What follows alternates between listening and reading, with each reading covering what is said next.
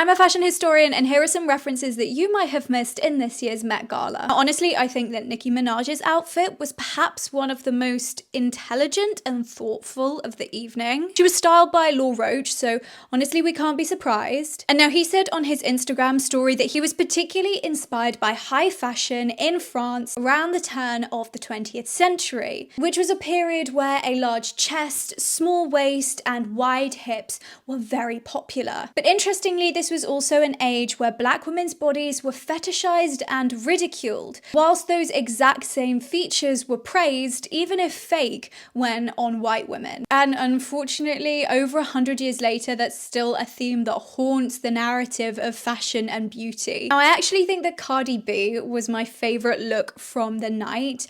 Her team said that they were inspired by looking at Victorian dresses. And when I looked at this, I immediately thought of the aesthetic dress movement. This was a period in men's and women's fashion where people, particularly in artistic circles, were looking for new silhouettes to express themselves with. They looked to nature, they looked to history for inspiration. They used lush fabrics and interesting textures. Like I said, this was popular in the artistic movements of the time, so think the pre-Raphaelites. And one of the most important women in these circles was Fanny Eaton. She was born in Jamaica and moved to London and became a very successful artist's muse and model. And she appears in many of the paintings from this period as either herself or figures from mythology. And I think it's quite clear that Fanny Eaton was the reference, at the very least, for Cardi B's styling for the night.